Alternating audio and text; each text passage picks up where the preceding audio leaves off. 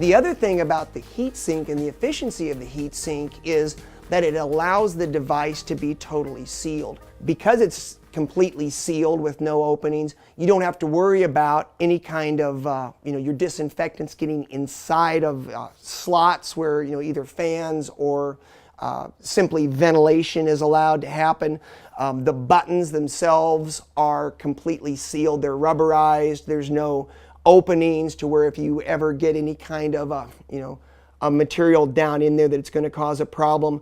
One of the other things I like is that the charging contacts for the device are actually located set deep inside the device so that there's no problem with ever coming in contact with disinfectants. Sometimes with rechargeable devices in dentistry, especially curing lights, the contacts, the metal contacts on the device that allows, for the charger to make contact and charge the battery, sometimes the chemicals that we use as disinfectants can cause corrosion of metals, and there have been situations in years past with different devices where there's been some corrosion of the contacts, and then suddenly you put your device on the charger at the end of the day and it will no longer charge. And what's happened is, just like an old car battery builds corrosion and the car battery no longer charges, you can build corrosion on the contacts of a curing device, and suddenly the curing device battery can no longer get energy to charge itself.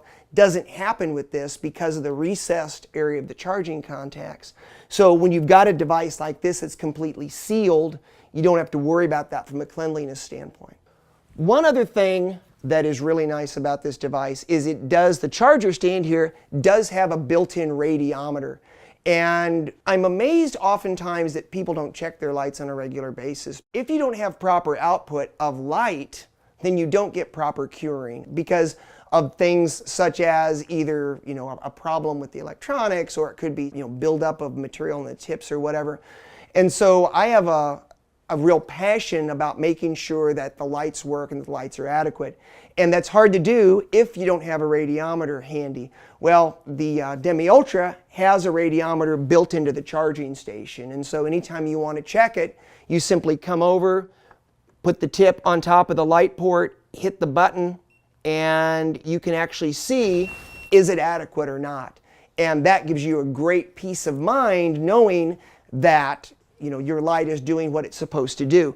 Now, one of the other things that I want to talk about as well with that is the barrier actually does two things which I like. Number one, it's very good for infection control, obviously.